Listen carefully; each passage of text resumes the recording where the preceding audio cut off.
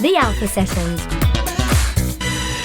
Hello everybody and welcome to the Alpha Sessions. This week we have PIEN in the studio. Woohoo! Welcome, how are you doing? Thank you, I'm very well. I'm really excited to be here. Yeah, we're excited to have you here. And you played three brilliant songs today with Christian you. on guitar, so shout out to him. Whoop, whoop. Now, we've got a lot to talk about. There's a lot going on. You're a very busy person. God, yeah. But somehow you're holding it together. You've released quite a few singles now. Yeah. Two of which you played today. Yeah. And one which is new. Yeah. Is that an exclusive or have you played that before? Well, if I'm totally honest, and I am actually most of the time, we've been playing this song for a long time at gigs, but then not like really announcing it would be a single, just to see the reaction of people, because I honestly wasn't really sure if I should release it because of the sound. I've been working on it for a long time, because at first it was super like electronic, and then I was like, oh, I don't think this is my thing, so we stripped it down. And then it was perfect, and then we played it a few times, especially with the band, because I do kind of half with the band and half them just with Christian, my guitarist. And the audience loved it. And I was like, okay, let's go. Let's release it as a single. So yeah, it will be out next week. Amazing. Yeah. I feel listening to acoustic stuff's really interesting, especially when you haven't heard the originals, because I've heard the previous singles, but I haven't really heard what old is going to sound like. So how do you feel playing it? Do you feel like it comes across the right way? Do you always feel like you want the band, like you yearn for the full sound, or do you love playing things pared down? I prefer band. I always did. Like ever since I started performing from a young age, I love the feeling of the drums. And I just feel they keep me really going. And then my movement on stage will be very natural. And it's almost like, we were talking earlier about coffee before the show. It's almost like my espresso, caffeine rush, or the thing that gets me like going. I love to do though acoustic ones because the venues are a little bit more intimate, and the places you can go to, because the setup is smaller, are, I don't want to say more interesting, but more creative in a way, and meeting just all these local like venue owners and their passion for the industry and for the live industry is just, it just warms my heart. So, but if I have to choose, I would say with the band, and I'm planning to do that more, but I don't want to say no to like nice little venues just because the band doesn't fit there. So I just try to be flexible, really. I do find this a lot, actually, and with a lot of guests we have on Alpha Sessions, that there's something really magical about being in a room where everybody's listening and they're there for it. But then the band, it gives you something else, and the dream is to combine the two. Oh, absolutely. But what kind of venue, what's been your favourite venue to play? Ooh. In London. Actually, there's been a recent one. We did Pin Drop sessions. Pin Drop. It's in a concept from America, from Nashville, where it's basically almost like a roundup of singer-songwriters. Everyone plays one song, in total 2, and then you go around, and it's like 2 or 3 rounds, and then there's a main artist in between. And we played that in 91 Living Room, and it was such a nice venue because it's the perfect in-between of like a nice little coffee shop kind of feeling. First, like a little bit of coffee shop, a little bit of your local pub, and a brilliant like setup for live music. And well, I loved the night because it was just about sharing and showcasing, because sometimes even with open mics can feel like quite like a competition. I'm not here to compete with other people. I'm just here to share and start a conversation and just meet new people.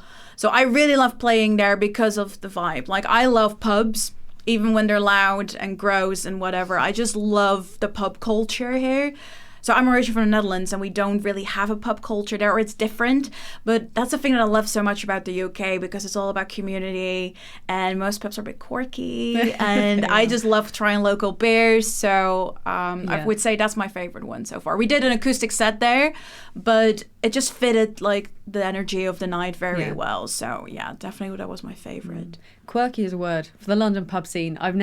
Usually people have some bad things to say about England's drinking and pub culture, but it's nice that people actually enjoy it. Because well, I used to live in Scotland, like for a year in Glasgow, so I've seen my drunks, so it's not as bad. It's all normal. It's kind of normal, and that's why I love about Scottish people, because even when they're drunk, they're still nice enough to show you the way to the station. Or they're very helpful, even when they're really pissed. And I actually never, well, fingers crossed, knock on wood, had a bad experience with drunk Scottish people. So, yeah, maybe that's where my love before the pop culture started. Yeah. So if there's no pub culture for music specifically, or in the Netherlands, and let's just talk more about the music scene in the Netherlands as well, because it's something short story. How is there one? Okay, maybe the question is there a music scene in the Well, Netherlands? there is a music scene. I feel in every country there is some sort of a music scene. It's not, you can't compare it to here, of course, and that's one of the reasons why I moved here, because I was like, in London, everything happens. Doesn't matter if you're into art, fashion, music. I used to do musical theatre, so that was, of course, the West End was the big thing for people like to want to do and try. But I would say back in the Netherlands, it's very commercial. It's very, I always say it's like a good old boys club. If you don't have a seat at the table, really forget about it. And it's still like that. Like I moved here, to London almost 2 years ago, but to the UK 3 years. And I actually a few weeks ago had a coffee with a Dutch friend of mine who still lives there and is trying to do the singer-songwriter thing. And he's been doing it for years, but it's just really hard to get in because he doesn't have that seat at the table. He is writing with loads of people and is still playing shows, but we don't really have open mics. So it's really hard if you're up and coming to like showcase yourself. There are some initiatives of like the big pop venues, but it's very limited. And music-wise, of course, we're known for what is the EDM kind of stuff, the DJ stuff. I don't know much about that, so maybe that's a very booming business and very open to new people. But what I know from like the indie, folky pop scene, it's just all very commercial, and it's kind of sad that you really have to know people. Of course, the same here, but I feel it's even harder because it's such a small country. But what I do admire about the scene is, especially in pop music now, it's all Dutch, a little bit of English, but more actually Dutch than English, which is crazy because it wasn't like that when I moved here. It was all English and a little bit of Dutch. And they are very open to experimentation and working with other people. But to really find your place in the industry, that's just really, really tough. And I feel here there's a community, a sense of community, and everyone's very curious to meet new people and very open to the idea of having new people join in. And it's funny because people always say to me when they hear the Dutch, "Oh, we love the Dutch. They're amazing. You're so funny. You're so open." And I'm like, did you meet real Dutch people? Because like we would never invite you for dinner in our own home if we don't know you at least for 3 or 4 months. We would never be like, you know, how sometimes Italians or Spanish people have like this stereotype of being open and, oh, I just met you, come to my house and whatever. No, we won't do that. We won't do that. And we're very judgmental. And I know that's part of the being honest kind of thing, but they're good and bads about it. But I just feel in general, we're tough people to crack.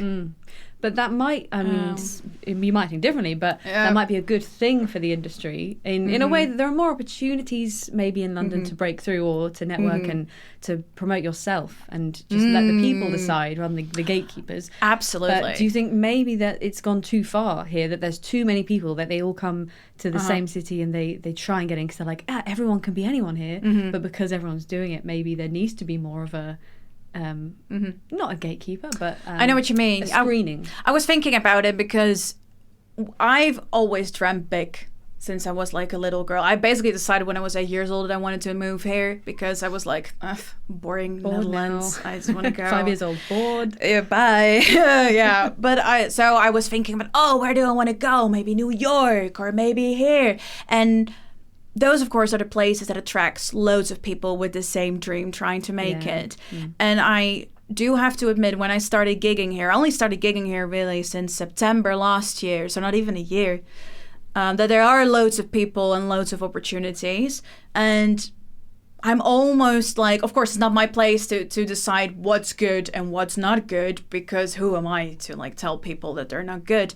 But I do feel sometimes that it would be good if there would be maybe like a difference between like levels that people are who are doing it professionally or just started doing it, because there's a lot of out there that's it is too much in a way. But on the other hand, I'm like, I don't feel threatened by that, because I feel if you really want to do this, you'll stick around and the ones who can't handle it, because it is, oh, it's so tough.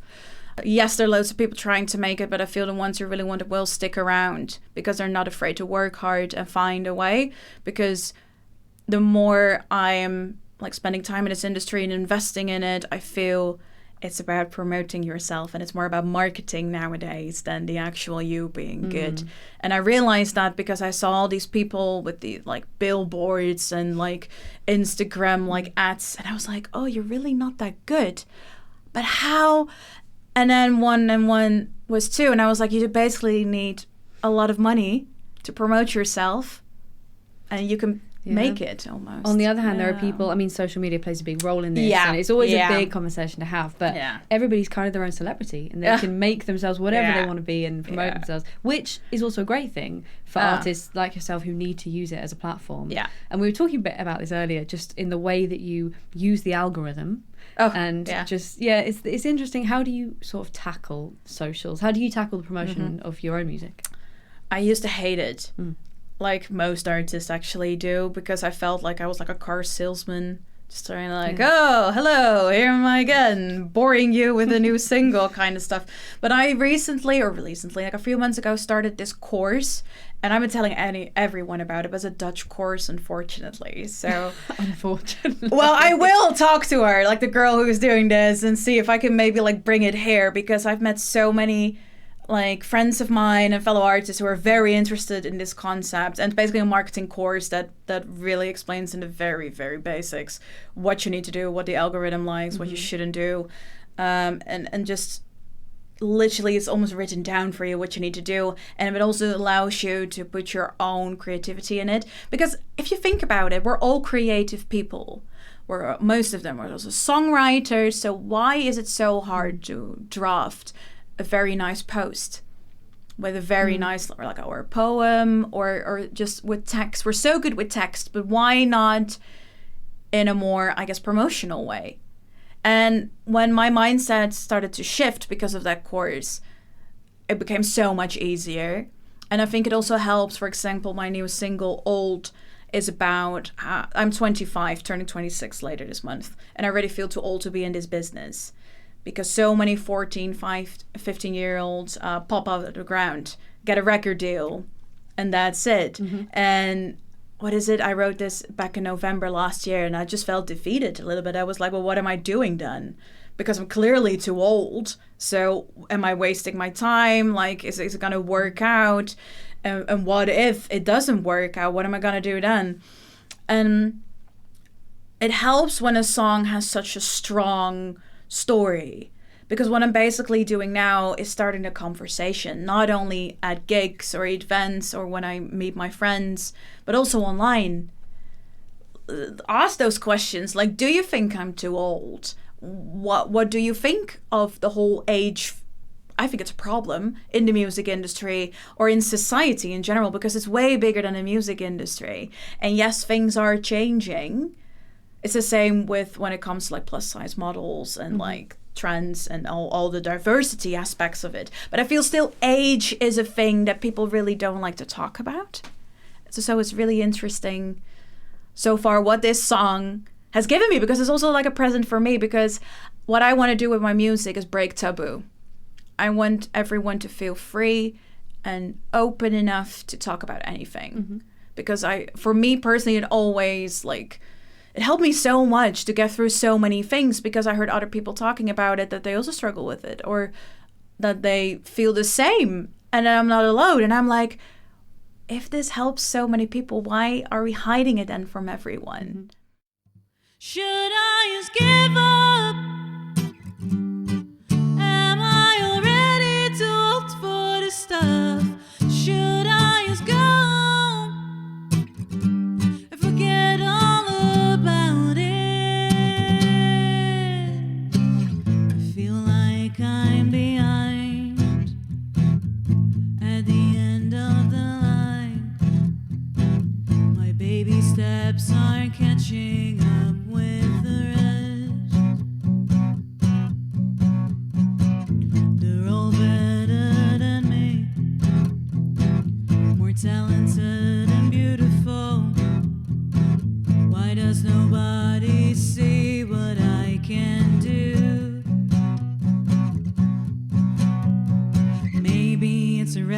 too late?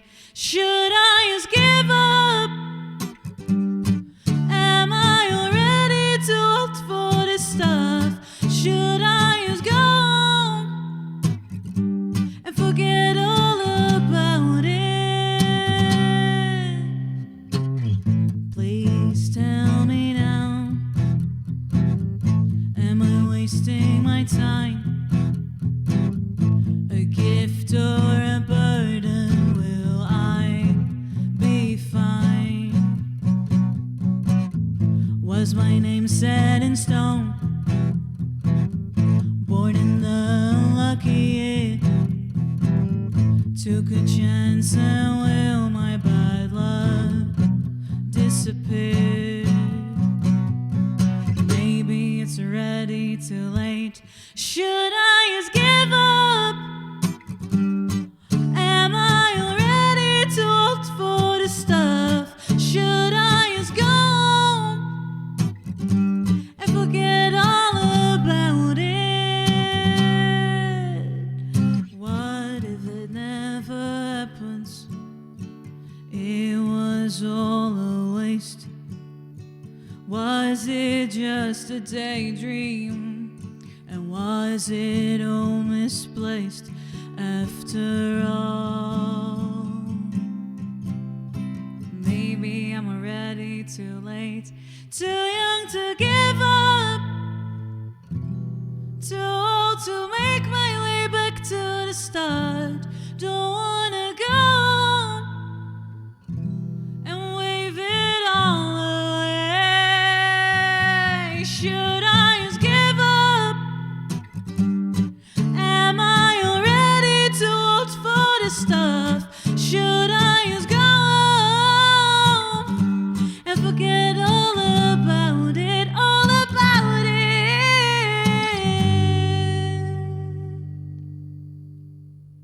The Alpha Sessions.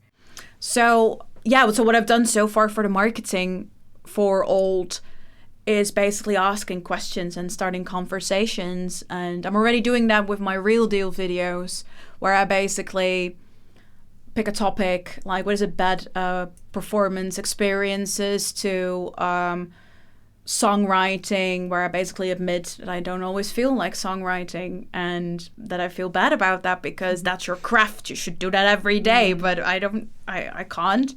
And because of, like, I have to go to my part-time job to pay the bills, or because you don't feel it, because you're just tired. And so I feel for me, the song was actually perfect to promote, because I was already working on so much, like, my honesty thing. But if I could, like, have a tip for other people out there, I would say just find something that's really, like, close to you and what's really important for you, and put that in your marketing. And I think the word marketing just scares people a lot. Yeah. Because if you just call it promotion or sharing. Even promotion felt corporate and but it's strange that social media seems to be the sort of thing, especially in this case, talking about age and stuff, where people are saying that the trick is to be honest, but you can never tell if people are being honest, because you're not them, you can never be in their heads. So sometimes you see something and you think, oh, they look like they're just sharing their actual life and they're being really honest, maybe I should do that. But that all might be staged in itself, and I think that's what's throwing people, is that you can never, and then trust comes into it, and it's like, what is reality? I think it's also because they're different. What I discovered in my journey of, like, social media and being honest on it is there are different levels of honesty. Because you have, like, oh, life is perfect, blah, blah, you're not honest about it. Then you have, I had a rough day, but oh, whatever, I'll just write a song about it. And then you have, I feel shit about, I woke up in a very bad mood because my jeans didn't fit today, because I'm gaining weight. So it's how deep you go into it. And I've noticed that the deeper you go into it can be scary, but it's so rewarding, because so many people have reached out to me, or under the post in a comment, or in a DM, or when they see me, like, performing live afterwards. And it's just like, I still find it weird when people are thankful for the things that I do, because I'm like, I'm doing it actually just because I really love it. So it's a bit selfish, but okay. But I just love it that people appreciate it so much, because for me it's almost a given, even if it's scary, to just be honest and open. And So when you're writing, so that's sort of a social and aesthetic way and how you present yourself online. But when you're writing, is it the same feeling? It's all sort of just, it's your honesty. It's absolutely. What I normally do is like I sit down with my guitar. I only know 6 chords, so that's all you need. So pretty the same. But thank God for producers. Yeah. And then I basically blur it out. And I think that's why, especially with my lyrics are kind of like trademarked with a very direct and honest like style. And then I try to refine. It depends on the song. Like if it's a love song, I like to be more poetic. But I wrote a song about like body issues. I wrote a song about being burned out and overwhelmed. I wrote like this one, Old. We didn't change much about the lyrics. Then that one session that I would just blurt my heart out. Because it's funny because when you're writing and you're not 100% truthful, it's you're just stuck, and you don't know how to finish the song. And then I was actually in a session or just with myself writing at home, and I was just writing about something else. And then I just was so fed up, and there were so many things I was feeling, and I was like, I just want to cry until it doesn't hurt anymore. And I just wrote that down, and it actually just went from there. And yes, I cry when I write, but I think most people who write songs do, and I'm not ashamed of that. You cry, you laugh, you feel all sorts of things, but then you know that it's a good song. If you don't feel anything, how do you gonna expect other people? Well, that's the thing. You sort of use your music to get your own emotions out, but because they're real and they're raw, other people are gonna connect with it. I want to talk more about the second song you played, The Witch. You played The Witch. And that was from last year, a single from last year. Yeah, last October. And it comes across as full of rage, but equally, I don't know, what does it mean to you, or how do you hope it comes across to others? So basically, what The Witch is about is how all the voices in your head can burn you up like they used to do with witches. And I was always fascinated by witches. I think because of the strong image they have, strong women, and being shut down because they're different kind of thing. That really intrigued me, even as a young girl, like in my teenage years. And I think for me, it was just, there were so many things going on. I was still living in Scotland, about to move to London, and I was dealing with still getting over a very bad breakup. And from a very depressed period of my life. I'm a very upbeat person, so being depressed was a whole new concept for me. So I was still dealing with that. Even was a year before that, there was all this depressive thing going on. I was moving to London, starting a new life. I was really scared, and then I had a weird thing going on with someone I was dating, but not really in Scotland. And then I was like, but what do I really want? I was already struggling with, I'm not sure if I want to be in musical theater or be an actor. I think I want to do just music. There were so many things going on, and I just felt the weight of all those emotions. And it literally felt like they were trying, those voices, to break me down. And I didn't understand that because I was like, what's the point? So that's also where in the lyrics there were, are you happy now, are coming from. Me asking those voices in my head, are you happy now that I'm crying and feeling shit and feeling like I'm nothing and I can't do it anymore? Is that really what you want? Why do you want that for yourself? So it was more like an inner dialogue than anything else. And then again, the whole concept of witch hunting and burning or drowning. And it was really fun actually to play with that concept. So in the bridge it's who gave me the matches, who gave me the wood, who brought me the ropes, and who found me the stones. I was thinking of all these things, how that used to happen and what that would look like. So weirdly enough, it was a very fun song to write. But I like to clash with those emotions and themes and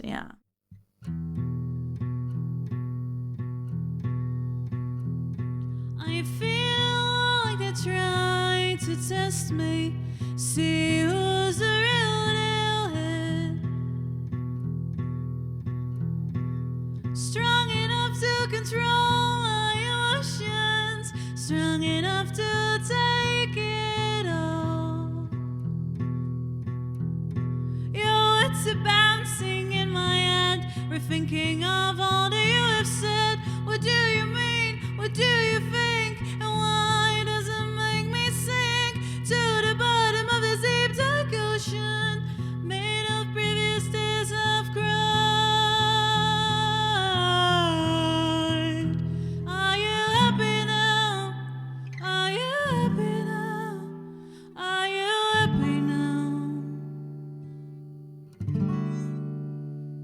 I'm trying not to give in and surrender to the sin. It's a continuous game I'm playing, but is there a prize to win, or just a way to kill time? Yo, it's a bouncing in my head, rethinking of all that you have said. What do you mean? What do you think? And why does it make me sink through the floor, through the earth, live away till I reach the big flame? You've got this wish finally bad. Are you happy now? Are you happy now?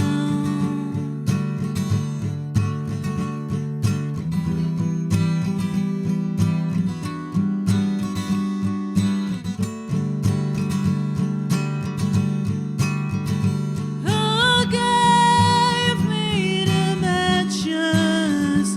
Who handed me the wood?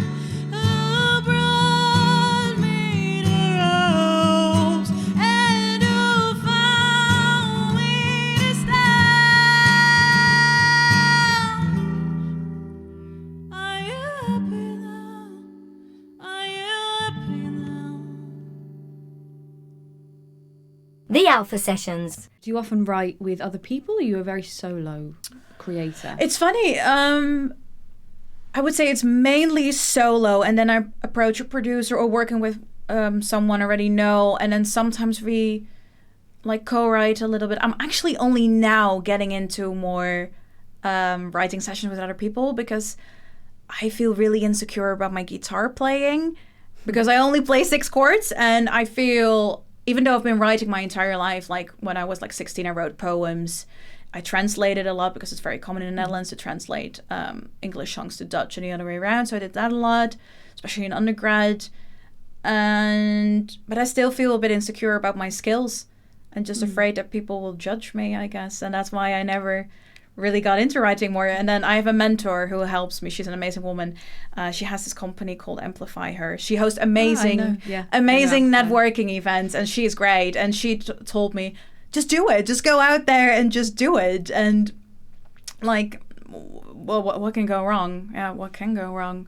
That we write a horrible song, or that people are like, oh, well, she's not good. Yeah. Is that something you've recently sort of come to terms with? Because a lot of people have that their whole life. They're always, it's like an imposter syndrome thing where you doubt yourself a lot. Oh, and yeah. your confidence gets low, but then one day you just sort of break through, and I don't know what it takes to work with other people. Sometimes it doesn't happen for years. But do you feel like you're sort of changing as an artist now because you're starting to open up to working with other people, or you still sort of got that barrier up?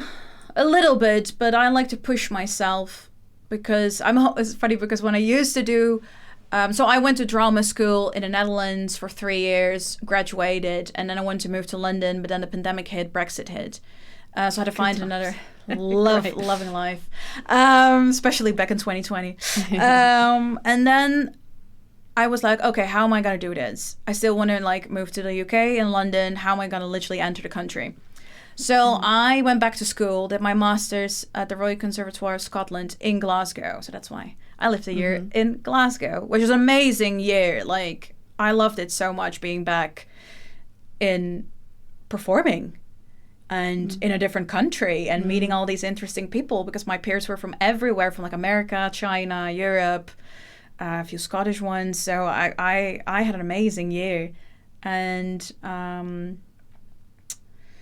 I think because it was so new to me, the whole songwriting thing, that I was still a bit hesitant. But I feel I always asked myself back when I did auditions, and I was very nervous. Okay, what's the worst that can happen? You're not going to die. You don't have to eat something weird. There's not a weird creature that can like bite you or kill you. And it will be just 2 minutes. It will be fine. So every time when I'm nervous about something or hesitate, I try to like tell myself that. And I don't know. I'm also like, well, I want it. Nobody else wants gonna do it. for you, yeah. So if I'm not doing it, I'm going to regret it. And also, nobody's going to do it for me. So I better just get over myself and then just do it. Do you think being in acting and in drama school has helped that a lot? Oh, that mindset completely set you up for sort of being an independent artist?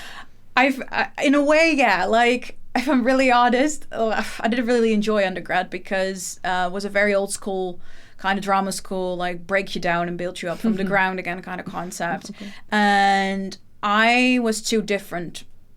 Like, my ideas and how I wanted to be an artist was too different from their philosophy. I really don't get why they let me in. But thank God they did, because I did learn a lot about myself, and I was pushed a lot and bullied by teachers. And I think that really helps you with really pushing yourself to do the things you believe in and the things that you know are going to help you.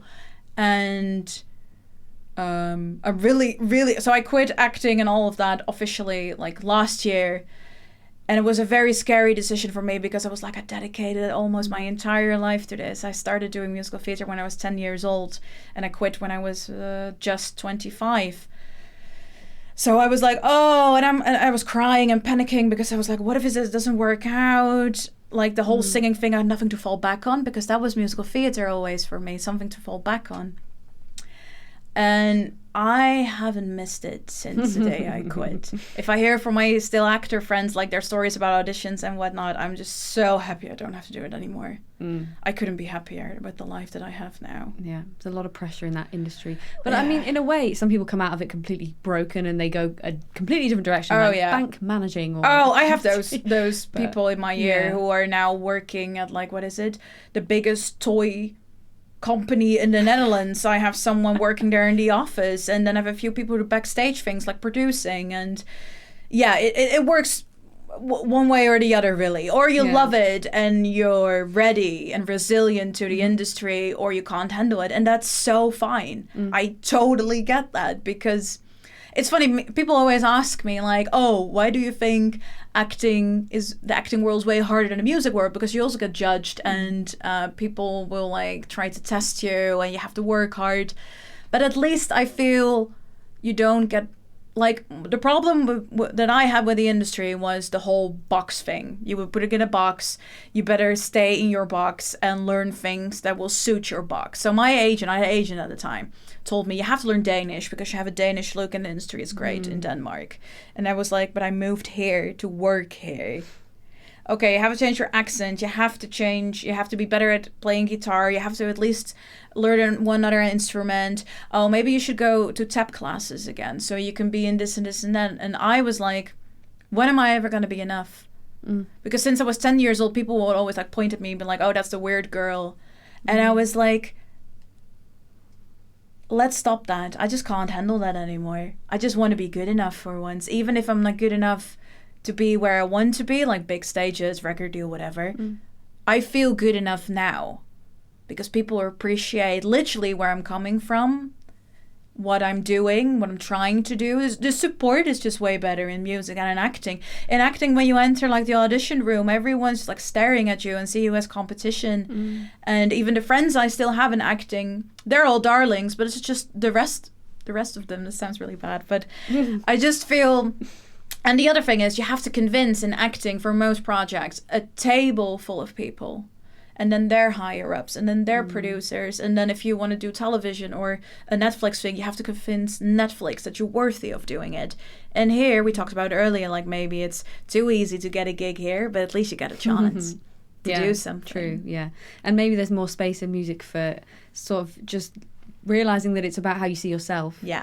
And then things start to settle, because when your mindset changes, when you're happy with where you are and what you're doing, that's all that matters, really. Oh, definitely. And even there's a lot of pressure that piles on top of you, but as long as you you steady yourself, which ties in nicely with Clouds, I think. I mean, it's that sentiment of, it was kind of a dark thing, the dark sentiment to the whole thing. But when I was watching you sing it today, it just looked so happy, like you were full of joy. Is it sort of, Clouds, one of those songs where it is a very dark song, or is about dealing with dark things, or is it all happy times? It's not all happy times. Like I said earlier, I like to play with different themes. Although I feel with The Witch, it's very clearly an angry. I call my angry girl song. It's just an angry girl song. We all have one. Which is great. And that's great. It has its place. But it's the same with old. Like, the lyrics are very sad, but then it's very upbeat and funky. And that's the same with another song of mine called WTF. I couldn't play it, unfortunately, because of the swearing purposes. But that's all right. It's the same. And I would say it's also like darker themes with an upbeat song. And I would say with Clouds is about... so I was in this situation with this person back in Scotland. And I was really trying to like make a thing out of it, but it just didn't. And then we both realized we're better off friends, and maybe that's also okay. Because now I'm in a very happy relationship and don't really write about the bad things of love anymore. But before I met my now partner, I was struggling so much with finding that picture perfect love like you see in the movies. And then I saw in my own home situation, because my parents met each other when they were 16 and 18. Been married now for almost 40 years. Been dating God knows how long. So that was the example, the thing that I needed to reach for. At least that's what I was thinking. So I was very like, oh, okay, I'm now dating this person. This needs to be the love of my life, because I'm waiting for that and I've been working for that. And even when I was like, oh no, this is casual, I was always in the back of my mind thinking about this needs to be the one. Very forced, because I wanted it so badly. And I wanted to experience what real love is. And Clouds is about like accepting it, that it's also fine as it is, and that everything happens for a reason, and that this wasn't meant to work. And it's called Clouds actually because one of the things that I love about Scotland are the clouds, especially in summer. There are lots They're of them. all but it's gorgeous when the sun sets and literally the sky turns purple, and what I'm singing about in the intro, like purple and orange and pink, and it's almost like you're on cloud 9. And then, in the meantime, something else is going on. And I think it's also good to sing or write about love that wasn't meant to be, and to be happy with that, and not just, oh, my ex cheated on me and this is crazy, this is so bad. Or, oh, I'm so in love and everything's fine. There's so many stages of love and so many kinds of love. And it's funny, I had someone coming up to me once after a gig, and they were like, oh, I'm so happy you don't just sing sad girl love songs. And I'm like, oh. And that was, I think, the biggest compliment anyone could give me, because no offense to people who do write that, because there are also loads of layers in sad girl songs. But I feel in life there's so much more to explore. And I feel we're also now in a new era of like mental health, and that we're more open to talk about like the things we're dealing with. So it becomes more normal to write about like, I'm having a bad day today because I'm depressed, or this happened. And I try to do that because I think it's also good as an artist to push yourself into writing different kind of songs, not only musically, but also absolutely with themes and stuff. Yeah. And there's a video for this as well that I saw in the field, which is so wholesome. It was so sweet. It's like a one take. Because as maybe fellow artists know, shooting music videos is really expensive. And especially when you're just starting out, it's probably not going to blow up on the internet, so it's not really worth your money. So I used to live, when I just moved to London, I lived in Bayswater, next to Hyde Park. So I was with a friend of mine who I know has a really good camera. I was like, okay, let's go to the park. I'll dress up in something crazy, and we're just going to pretend like we're in a gorgeous little field. It was just Hyde Park. I edited out all like the tourists in the background. And it was actually meant to be just promo videos, and we would do like a few takes, full-on takes, and I would cut in between, and I used that for like Spotify and promo. And then it was like, you know what, let's just upload it on the internet and just see what happens, because I think it's also good to do that kind of content and not just flashy music video, shot here, shot there, color grading there. And like, I don't mind the DIY stuff. I think that's the charm of the phase that I'm in right now. Sometimes, simple things. Simplicity is really important. Less is more. That's what I always do. More. Exactly. I feel like we had a really wholesome theme today of just like a lot of pressure, a lot of stress, but we're just dealing with it. Just keep on breathing. Just keep going. Well, PIEN, it's been wonderful to have you in the studio today. We've had a lovely time. Tell us all your socials, where people can find you. Oh, yeah. If they want to find you. This is very tricky because I really need to change my social handle because it's my first and last name. And as you might heard in this show earlier, I'm Dutch and we have tricky last names. So I'm going to spell it. It's PIEN. That's my first name. That's what you can find on, Spotify, YouTube, SoundCloud. Nice and easy. And then for Instagram, I'm mainly active on Instagram. So it's my first name, PIEN, and then my last name, VNA, Van, and then MEEGEN, Van Meegen. For the Dutchies at home, Pien van Meegen, because we love our good G's. Shout out to the Dutch. Woo, always. Thank you so much for coming in. Thank you so much for having me. I really enjoyed it.